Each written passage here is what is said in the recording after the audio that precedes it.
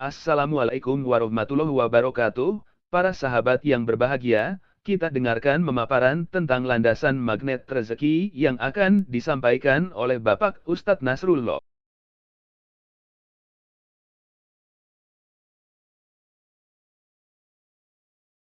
أعوذ بالله من الشيطان الرجيم. بسم الله الرحمن الرحيم. يا أيها الذين آمنوا كتب عليكم الصيام كما كتب على الذين من قبلكم لعلكم تتقون. وقال أيضا ومن يتق الله يجعل له مخرجا ويرزقه من حيث لا يحتسب. صدق الله العظيم وصدق رسوله النبينا الكريم ونحن على ذلك من الشاهدين ولا حول ولا قوة إلا بالله العلي العظيم. فيا عباد الله اتقوا الله حق تقاته ولا تموتن إلا وأنتم مسلمون. أما بعد.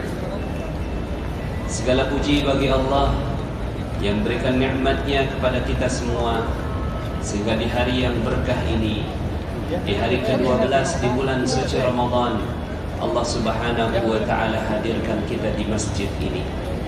Semoga kehadiran kita di masjid yang mulia ini menjadi bukti cinta kita kepada Allah Subhanahu wa Ta'ala. Kita tinggalkan seluruh aktivitas jual beli kita, kita tinggalkan seluruh aktivitas perniagaan kita. Dan di tengah siang hari ini kita menundukkan diri kita kepada Allah Subhanahu wa Ta'ala. Semoga kehadiran kita di masjid ini menjadi jalan kemuliaan dan keberkahan untuk diri kita, keluarga kita, masyarakat kita, dan kita diizinkan oleh Allah Subhanahu wa Ta'ala untuk dimatikan dalam keadaan husnul khatimah. Amin ya rabbal alamin. Salawat dan salam semoga tercurah dan terlimpah kepada junjungan kita Nabi besar Muhammad sallallahu alaihi wasallam beserta para keluarga, para sahabat dan para pengikutnya hingga yaumil akhir. Ma'asyiral muslimin, sidang Jumat yang dirahmati Allah. Ramadan erat kaitannya dengan rezeki. Bagi mereka-mereka yang mungkin rezekinya saat ini sedang ditahan oleh Allah Subhanahu wa Ta'ala, berbahagialah dengan Ramadan, karena Ramadan akan membuka pintu rezeki. Mereka-mereka yang berhasil di bulan suci Ramadan, Allah janjikan la'allakum tattaqun. Mereka akan menjadi orang-orang yang bertakwa. Maka ganjaran bagi orang-orang yang bertakwa ini Allah juga sebutkan di dalam ayat yang lain. Di dalam ayat lain disebutkan wa may yattaqillaha yaj'al lahu makhraja. Barang siapa yang bertakwa kepada Allah Subhanahu wa Ta'ala, maka akan dibuka jalan keluar dari segala masalahnya. Konteks ayat ini bukan masalah akhirat, tapi konteks ayat ini adalah masalah dunia. Yaj'al lahu makhraja. Akan Allah Subhanahu wa Ta'ala buka masalah-masalahnya, problem-problem kehidupannya di dalam kehidupan dunia, maka dimudahkan. Bagi siapa? Bagi mereka-mereka orang yang bertakwa. Wa yarzuqhu, dan akan diberikan rezeki min haitsu la yahtasib, dari arah yang tidak disangka-sangka.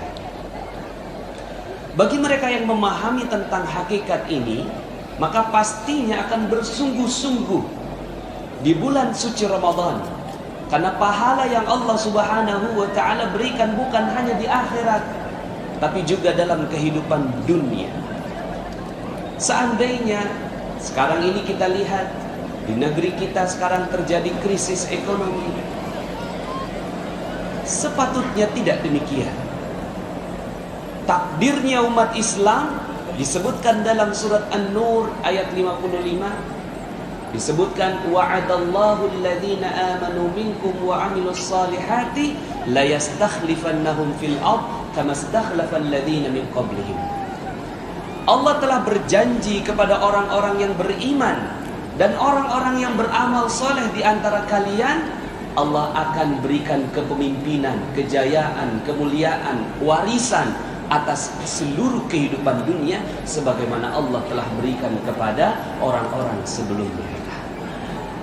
Maka mereka-mereka yang memahami tentang ayat-ayat tentang rezeki ini, memahami betul bahwa Allah Subhanahu wa ta'ala memudahkan rezeki kepada siapa yang dikehendakinya, dan siapa yang dikehendakinya itu adalah mereka-mereka yang bertakwa. Karena ada banyak mispersepsi di antara umat Islam. Kalau disebutkan Islam maka konotasinya miskin. Kalau disebutkan umat Islam konotasinya meninggalkan dunia. Kalau disebutkan Islam maka dia tidak mendapatkan bagian di dunia, hanya dapatkan bagian di akhirat. Padahal fakta sejarahnya tidaklah demikian. Fakta sejarahnya umat Islam menguasai bumi selama 700 tahun lamanya. Setelah wafatnya Rasulullah SAW, maka bumi diserahkan kepada umat Islam 7 abad lamanya. Dan itu, kalaulah jamaah sekalian berkesempatan pergi mengunjungi negara Turki, maka di sana akan dilihat begitu luar biasanya peradaban yang sebelumnya dikuasai oleh umat Islam. Kalaulah kita berkesempatan untuk datang kepada negara-negara Islam yang sekarang ini sedang Allah buka minyaknya, maka kita pun akan terbuka betapa rezeki ini Allah Subhanahu wa ta'ala berikan kepada umat Islam. Itu yang terlihat saat ini. Tersisa. Kenapa disebut tersisa?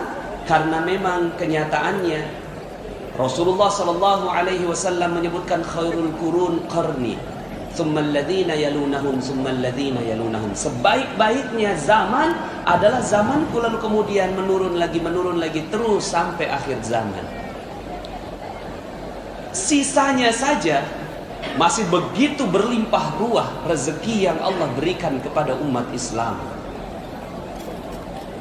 Faktanya, di dalam bukunya Dr. Jaribah menyebutkan fikih ekonomi Umar bin Khattab radhiyallahu anhu menyebutkan bahwa kekayaan para sahabat Nabi itu bermiliar-miliar. Umar bin Khattab radhiyallahu anhu memiliki 70.000 ladang pertanian, yang kalau dikurskan sekarang 160 juta satu ladang, dikali 70.000 kurang lebih 11,2 triliun rupiah. Aset miliknya Umar bin Khattab radhiyallahu anhu. Dan setiap aset itu menghasilkan. Berapa penghasilannya? Penghasilannya adalah 233 miliar per bulan jika dikurskan ke rupiah. Artinya apa? Artinya Umar bin Khattab radhiyallahu anhu itu amat kaya raya. Tapi untuk apa kekayaannya Umar bin Khattab radhiyallahu anhu? Kekayaannya bukan untuk dirinya, karena dirinya cukup. Beliau tidur di bawah pelepah kurma, bajunya hanya 2, makan 2 lauk sudah terlalu berlebihan bagi Umar bin Khattab radhiyallahu anhu. Tapi kekayaannya melimpah ruah, dan kekayaan itu yang diberikan kepada umat Islam di zaman ini. Umar bin Khattab belum ada apa-apanya. Ada sahabat yang lebih kaya daripada dia, yang namanya Abdurrahman bin Auf. Dalam sejarah disebutkan setiap Abdurrahman bin Auf berjalan, lalu kemudian dia lihat ada batu, lalu kemudian batunya dibuka, maka di bawahnya ada emas. Karena memang Allah yang maha memindah-mindahkan segala harta. Kecil dunia ini bagi Allah, karena jika dibandingkan dengan seluruh alam semesta, maka bumi ini hanyalah lebih kecil daripada debu. Maka emas yang digeser datang kepada Abdurrahman bin Auf itu adalah sebuah harta yang kecil di sisi Allah Subhanahu wa ta'ala. Maka para sahabat saat itu menyaksikan keajaiban Abdurrahman bin Auf, dan kekayaannya melebihi seluruh kekayaan sahabat. Itu Abdurrahman bin Auf. Bahkan sampai sekarang kekayaan sahabat masih ada. Kekayaan sahabat Nabi bernama Utsman bin Affan radhiyallahu anhu. Utsman bin Affan radhiyallahu an hidup 1400 tahun yang lalu. Beliau sudah meninggal dunia, tapi sampai sekarang rekeningnya atas nama Utsman bin Affan, nomor rekeningnya masih ada di salah satu bank di Saudi Arabia. Masih ada uangnya, masih berkembang. Dan sekarang ini fakir-fakir miskin yang ada di sekitaran Madinah dan di Mekah mendapatkan uang dari rekening tersebut. Masya Allah. Apa yang kita bisa artikan dari ini? Bahkan kerajaan Saudi insya Allah akan membangun satu buah hotel yang memang dianggarkan dari dananya Utsman bin Affan radhiyallahu. Ma'asyiral muslimin, sidang Jumat yang dirahmati Allah. Kalaulah seandainya disebutkan ada kalangan-kalangan sufi, orang yang zuhud meninggalkan dunia, benar. Itu mereka sudah sampai pada taraf tertinggi keimanan, lalu kemudian disedekahkan seluruh hartanya kepada Allah Subhanahu wa taala. Tapi sebelum itu terjadi, dia melakukan amalan-amalan dunia yang sangat-sangat bermanfaat buat manusia. Makanya dalam sebuah hadis disebutkan, khairukum anfa'uhum linnas. Sebaik-baik kalian adalah yang bermanfaat untuk manusia yang lain. Konteks bermanfaat untuk manusia yang lain di sini adalah konteks bermasyarakat, bersosial, berbisnis, berusaha. Ini bermanfaat untuk orang lain. Seorang pimpinan yang memiliki 100 karyawan, ini khairukum anfa'uhum linnas. Seorang yang berdagang, lalu kemudian dia memberikan manfaat buat orang lain, dagangannya memberi manfaat buat orang lain, ini anfa'uhum linnas. Maka anfa'uhum linnas ini menjadi syarat keimanan sebelum masuk dalam taraf di atasnya, yaitu zuhud, meninggalkan seluruh kehidupan dunia, burudud dunya fil qalbi, sudah tawar dunia di dalam hatinya. Tapi di dalam sejarahnya juga disebutkan 10 dari sahabat yang dijamin masuk surga, hanya 1 yang miskin. 9 diantaranya semua adalah kaya raya. 1 diantaranya ini bernama Ali bin Abi Thalib. Kita tahu kalau Ali mau kaya gampang. Kita tahu betapa mudah bagi Ali untuk kaya. Tapi apa yang dilakukan oleh Ali bin Abi Thalib? Yang dilakukan oleh Ali bin Abi Thalib, dia memilih ilmu daripada kekayaan. Tapi itu pilihan. Karena beliau sanggup untuk mendapatkan kekayaan, tapi kemudian beliau meninggalkan. Dengan fakta-fakta seperti itu, dengan ayat-ayat yang jelas dari Allah Subhanahu wa taala, maka sepatutnya kita semua ini adalah orang-orang yang kaya raya. Kaya raya. Tidak mungkin kita digusur. Tidak mungkin kita diusir dari tempat kita lahir. Seperti yang terjadi saat ini. Kalau itu yang terjadi, berarti bukan Allah yang salah kasih rezeki. Bukan. Karena Allah kasih rezeki buat kita, berikan rezeki berlimpah ruah kepada kita. Tapi ada orang-orang yang tidak diberikan rezeki oleh Allah Subhanahu wa taala. Kalau digambarkan rezeki Allah itu seperti air bah.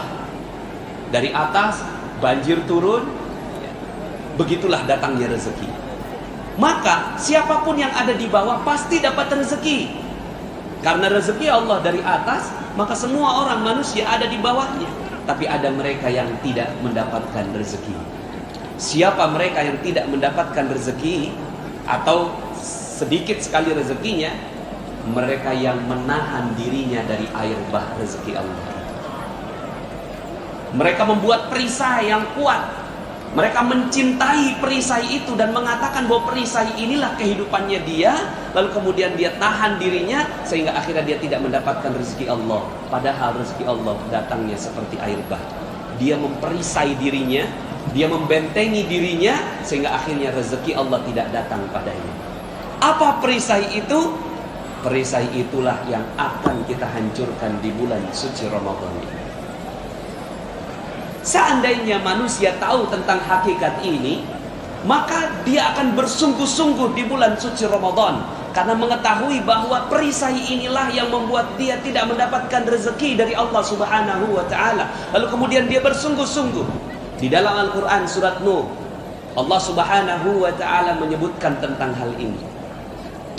Faqultu astaghfiru rabbakum innahu kana ghaffara yursilis samaa'a 'alaikum midrara wa yumdidkum bi amwalin wa banin wa yaj'al lakum jannatin wa yaj'al lakum anhara ma lakum la tarjuna lillahi wa qara wa qad khalaqakum atwara. Ini rahasia rezeki yang sepatutnya kalau seandainya kita mampu memahami tentang hal ini, maka rezeki Allah Subhanahu wa taala akan diberikan tanpa batas kepada kita semua, insyaallah. Faqultu astaghfiru rabbakum. Sederhana. Perisai itu bernama dosa. Dosa inilah yang kita pegang erat-erat dan kita cintai dosa ini. Kita pegang tiap hari. Kita berdosa dan kita menganggap bahwa dosa itulah kehidupan kita. Maka Allah katakan faqultu astaghfiru rabbakum. Coba lepas itu dosanya. Coba lepas itu dosanya. Lepas itu dosa. Faqultu astaghfiru rabbakum. Minta ampun sama Allah. Minta diangkat itu perisai. Faqultu astaghfiru rabbakum innahu kana ghaffara. Dia yang Maha mengampuni seluruh dosa. Yursilis samaa'a 'alaikum midrara. Kalau itu perisai sudah terbuka, yursilis samaa'a 'alaikum midrara. Akan diturunkan hujan yang lebat. Hujan yang lebat dari atas langit. Yursilis samaa'a 'alaikum midrara. Buat kalian, Masya Allah. Enggak ada putus-putus itu hujan. Wa yumdidkum bi amwalin, dan akan ditambahkan lagi harta mereka. Lihat konteksnya, Allah sebutkan wa yumdidkum bi amwal, langsung. Tidak menggunakan kata-kata yang lain, tapi langsung mal, dan dalam bentuk jamaknya wa yumdidkum bi amwalin wa banin, dan anak-anak. Anak-anak di sini bukan hanya anak-anak biologis, tapi anak-anak perusahaan, cabang-cabang perusahaan. Wa banin wa yaj'al lakum jannatin, dan Allah berikan kepada kalian tambahan-tambahan kebun-kebun seperti kebun kurma, kebun-kebun pertanian dan segala macam yang subur. Dan bukan kalian yang menyirami itu, wa yaj'al lakum anhara. Allah sediakan juga airnya untuk membuat seluruh kebun-kebun itu subur. Masya Allah. Ini janji Allah. Janji Allah. Bagi mereka yang memahaminya, maka Allah Subhanahu wa ta'ala betul-betul akan berikan kepadanya. Sekarang pertanyaannya, seberapa cinta kita dengan dosa kita? Seberapa cinta kita dengan dosa kita ditunjukkan dengan Ramadan. Dalam cerita apa yang ada di baliknya, terlalu banyak versi tentang kubah emas itu. Tapi khatib percaya bahwa Allah kalau mau kasih rezeki ya begitu. Allah kalau mau kasih rezeki mudah bagi Allah. Kita percaya bahwa rezeki kita UMR. Kita percaya rezeki kita cuma 5 juta, 10 juta, 15 juta. Kita percaya. Tapi bagi orang-orang seperti Dian Al-Mahri, pemilik kubah emas, dia yakin bahwa rezeki Allah maha tak terbatas. Mudah bagi Allah kasih 1 triliun buat beliau. Maka Allah berikan buat dia. Kita juga nggak butuh banyak-banyak. Kita butuhlah 30 juta, 50 juta sebulan untuk hidup yang baik. Tapi selama ini yang kita lakukan 30 juta, 50 juta, 100 juta satu bulan yang kita lakukan bergantung kepada manusia. Lalu kita cinta dengan dosa kita. Akhirnya jangan 100 juta per bulan, 3 juta aja rasanya terlalu berat. Maka mari sama-sama khatib mengingatkan pada diri khatib sendiri. Rezeki kita terbatas bukan karena Allah tidak mau kasih rezeki, tapi karena kita terlalu cinta dengan dosa kita. Barakallahu li wa lakum fil Qur'anil azim. Wa nafa'ni wa iyyakum bima fihi minal ayati wadh-dhikril hakim. Fataqabbal minni wa minkum tilawatahu innahu huwal ghafurur rahim. Fastaghfiruhu fa ya fawzal mustaghfirin wa ya najatat ta'imin.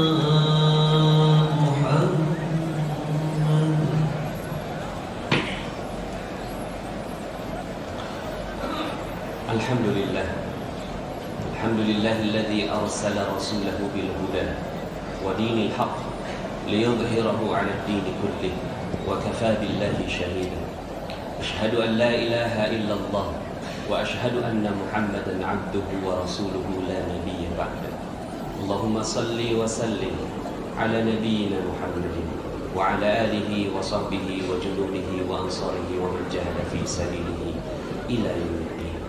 قال الله تعالى في القرآن الكريم أعوذ بالله من الشيطان الرجيم بسم الله الرحمن الرحيم إن الله وملائكته يصلون على النبي يا أيها الذين آمنوا صلوا عليه وسلموا تسليما اللهم صل على سيدنا محمد وعلى آل سيدنا محمد كما صليت على سيدنا إبراهيم وعلى آل سيدنا إبراهيم وبارك على سيدنا محمد وعلى آل سيدنا محمد كما باركت على سيدنا إبراهيم وعلى آل سيدنا إبراهيم في العالمين إنك حميد مجيد اللهم اغفر للمسلمين والمسلمات والمؤمنين والمؤمنات الأحياء منهم والأموات إنك السميع قريب مجيب الدعوات ويا قاضي الحاجات ويا كافي المحمد اللهم يا فارج الهم ويا كاشف الغم ويا مجيب دعوة المضطرين رحمنا الدنيا والآخرة ورحيمهما أنت ترحمنا فرحمنا رحمة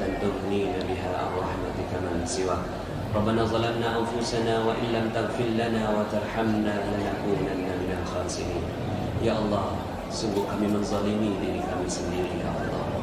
Sungguh kami menzalimi diri kami sendiri dengan dosa-dosa yang kami lakukan setiap hari ya Allah. Sungguh kami menzalimi diri kami sendiri ya Allah dengan lupa akan Engkau ya Allah. Sungguh kami menzalimi diri kami sendiri ya Allah. Kami sudah hidup di tengah-tengah Ramadan, tapi kami masih asyik dengan dosa kami ya Allah. Kalaulah Kau tak mengampuni kami, maka kami adalah orang yang paling merugi ya Allah. Ya Allah ya Rahman ya Rahim, kami saksikan ya Allah rezeki yang saat ini mungkin tidak banyak ya Allah di tengah-tengah kami. Ada sebagian saudara kami yang digusur dari rumahnya ya Allah. Ada sebagian saudara kami ya Allah yang terusir ya Allah. Ada sebagian saudara kami ya Allah yang tidak mendapatkan nafkah. Ya Allah, kami sadar ya Allah, ini bukan karena Engkau yang tidak mau kasih rezeki kepada kami. Kau maha kaya, Kau maha memberikan kekayaan. Tapi kami yang berbuat dosa kebanyakan. Inilah kami ya Allah, berdoa di tengah siang Jumatmu ya Allah, agar Kau ampuni dosa kami ya Allah. Ampunilah seluruh dosa-dosa kami ya Allah. Dosa yang kami tahu maupun kami tak tahu. Dosa yang kami sengaja maupun kami tak sengaja ya Allah. Dosa yang kami lakukan sendiri maupun bersama-sama. Dosa mata kami melihat maksiat ya Allah. Dosa telinga kami mendengarkan maksiat ya Allah. Dosa lisan kami berkata dusta, berkata bohong, berkata kasar, berkata menyakiti orang-orang di sekitar kami. Dosa hati kami yang penuh dengki, ria, ujub, sombong, sum'ah. Dosa kami yang penuh munafik ya Allah. Dosa kami kepada kedua orang tua kami ya Allah. Kepada ibu kami yang telah mengandung kami ya Allah. Kami pernah menyakitinya ya Allah. Mungkin karena itu rezeki kami seret ya Allah. Mungkin karena itu ya Allah ibu kami tidak ridha kepada kami, maka Kau juga tak ridha memberikan rezeki pada kami ya Allah. Dosa kami kepada ayah kami ya Allah yang telah bersusah payah mencari nafkah, tapi kami tak menghargainya ya Allah. Kami melalaikannya ya Allah. Kami mengacuhkannya ya Allah. Bahkan kami pernah menghinanya ya Allah. Mungkin karena ketidakridhaan ayah kami, maka Kau tak ridha menurunkan rezeki pada kami ya Allah. Ya Allah ya Rahman ya Rahim, ampunilah dosa kami kepada istri kami ya Allah. Kami pernah memukulnya ya Allah. Kami pernah menyakiti hatinya ya Allah. Kami pernah mengacuhkannya ya Allah. Mungkin karena itu maka rezeki kami terhalang ya Allah. Ya Allah ya Rahman, ampuni dosa kami kepada anak-anak kami ya Allah. Anak-anak kami yang Kau titipkan pada kami ya Allah. Kami pernah membentak mereka, menghardik mereka, sehingga mereka tidak ridha pada kami. Lalu kau pun tidak ridha pada kami, sehingga dosa kami menggunung ya Allah, dan ridha-Mu tak turun pada kami. Ya Allah ya Rahman, inilah kami ya Allah mengakui dosa-dosa kami. Tak ada yang kami minta ya Allah, kecuali kau ampuni seluruh dosa-dosa kami ya Allah. Ini Ramadan ya Allah, betapa rugi kami seandainya kau tak ampuni kami ya Allah. Betapa kami adalah manusia yang bodoh dan zalim ya Allah, seandainya kau tak ampuni kami di bulan ini. Maka ya Allah ya Rahman, kabulkanlah doa kami. Jadikanlah ilmu yang baru saja kami terima ini merasuk dalam hati kami, menjadi amal yang baik bagi kami.